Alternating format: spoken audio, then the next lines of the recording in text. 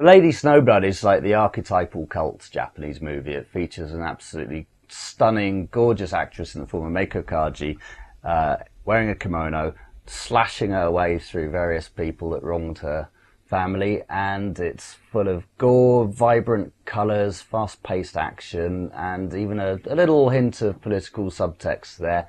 If you have seen Kill Bill, of course, then you will recognise that the large section of it has obviously been borrowed from Fujita's films. If you like the Lone Wolf films, then you've got pretty much the same thing with a woman in it and a different historical period. I think these are great films, so the sort of stuff that got me into Japanese film in the first place. During the 1970s, the Japanese film industry changed quite dramatically. I always think it's interesting when you look at Japanese film, there's certain key years where sort of everything happens and it sort of changes the whole flow of Japanese film. And 1971, 72, that sort of period was the time that really set Japanese cinema on its new course, for which it continued for the next sort of 7 years over the course of the decade. It started really, I guess, with in 1971, a lot of the companies were having a lot of financial problems. The whole market had changed very much. A lot of it was down to television. Daiei, a company that had been founded in 1942, went bankrupt. Nikatsu suddenly decided to change its entire output over to softcore sex films. Toei really started, they changed their whole style with the Jitsuroku gangster movies of Kinji Fukasaku. So instead of doing these big sort of epic dramas of stoicism and honour, they adopted this more sort of docudrama style, which, a lot grittier, a lot more sort of rooted in a sort of everyday reality. In Japan, it was the sort of golden age of, we would call it exploitation. In the 60s, I think everything was a lot more mainstream, but we had the sort of undercurrent, the sort of independent pink films, that really gritty sort of style, and that sort of became more mainstreamed, more tamed when Nikatsu switched over in 71 to Roman porno. And the Roman porno films at the beginning were seen as very, they were films which had adult content and sex, but they were still seen as films. They weren't seen as sex films or exploitation. I think that's quite a Western concept.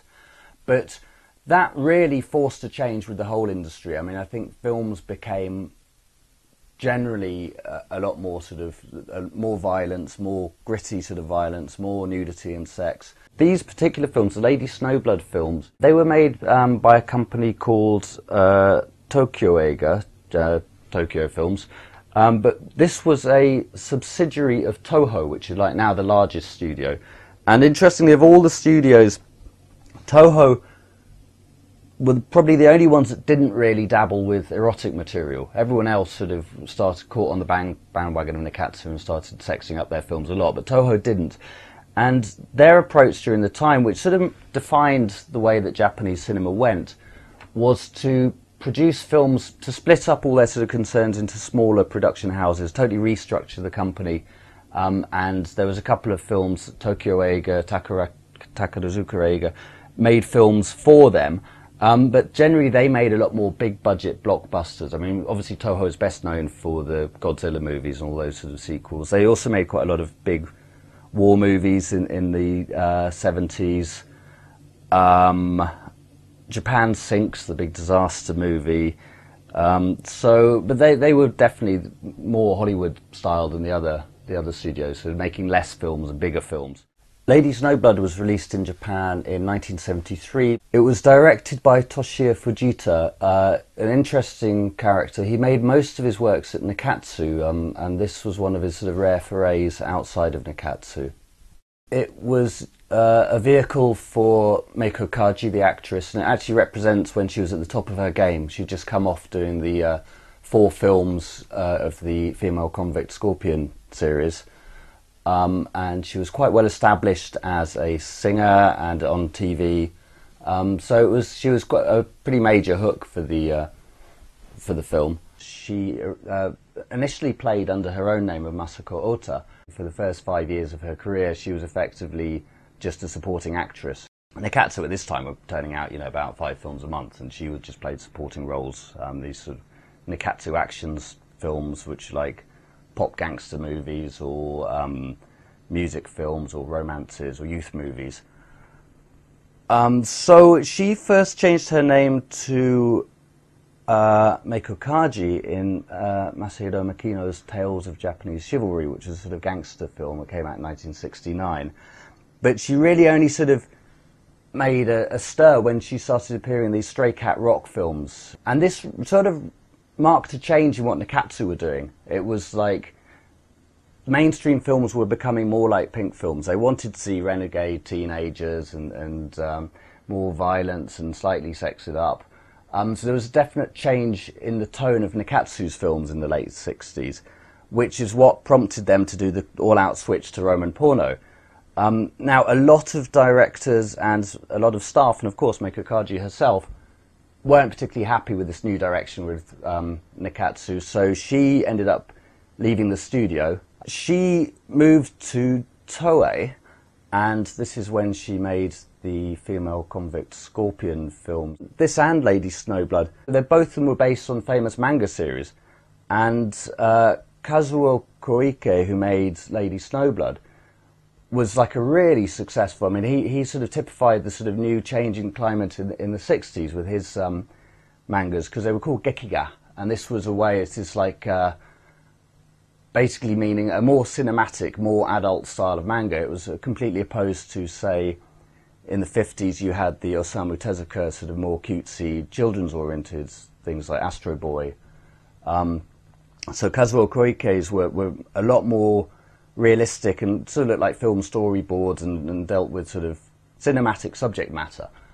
And Koike is, of course, best known for Lone Wolf and Cub, that sort of series which is pretty well known in the West for being re-edited and re-released as Shogun Assassin. So I think you can see quite a lot of similarities between Lone Wolf and Cub and Lady Snowblood. They're both, you know, set in, well, they're period dramas, even though Lady Snowblood is set in the Meiji period, which is like the Japanese Enlightenment. It's the sort of when Japan first opened up to the West, whereas the Lone Wolf and Cub are direct criticisms of feudalism set in the Edo period. Lady Snowblood is an exploitation film, but it's an incredibly well-made one, and I think it did pretty solidly at the box office. I think it's, you know, it was well received. It was a big studio production. Meiko Kaji at the time was a big star already because of the Stray Cat Rock and the female convict Scorpion film. So this was pretty much her at the sort of zenith of her power. And actresses in Japan tend to have quite a short shelf life. They will have a couple of years where they're riding high, and then they generally just fade gracefully from the screen. With Meiko Kaji, I mean, she appeared in Kinji Fukasaku's Yakuza Graveyard in 1976. She played the half-Korean character, wife of a gang boss, which was a very interesting character. But she was in, like, other sort of action films, the so-called Toei Pinky violence, sexploitation films. There was one called Jean's Blues, which was 1974, which was pretty much like Bonnie and Clyde, sort of Lovers on the Lamb sort of type film. And then, you know, she has credits in the 80s, but I think, you know, she wasn't the star she was. The last significant role she had was in 78. Yasuzo Masamura filmed The Double Suicide at Sonozaki, which is a traditional story of love suicide. It was, you know, famous for as a bunraku doll play written by Monzaemon Chikamatsu back in the Edo period. So she was in the live-action remake of that. I mean, she was in quite a lot of interesting stuff, but not a lot of it was widely seen outside of Japan, and none of it is really, I mean, today in Japan she's still well remembered for these films, Lady Snowblood and the female convict ones. So these are, I would say these are the archetypal Meiko Kaji films. Kill Bill obviously draws a lot of its inspiration from the Lady Snowblood films, and also the other Meiko Kaji films, you know, the female convict Scorpion and other Hong Kong and Japanese films. I mean, I think Tarantino has always been quite upfront about his where he's drawing his influence from, but I also think that it would be a shame if a lot of people who liked Kill Bill didn't go back and watch the original films, and obviously Lady Snowblood is very similar in structure to Kill Bill, or vice versa rather, and there's that same sort of violent revenge story. But, you know, with Lady Snowblood, you're getting the real deal. You're getting, you know, a Japanese film shot in Japan by Japanese people with Japanese staff, and not some sort of facsimile from Hollywood.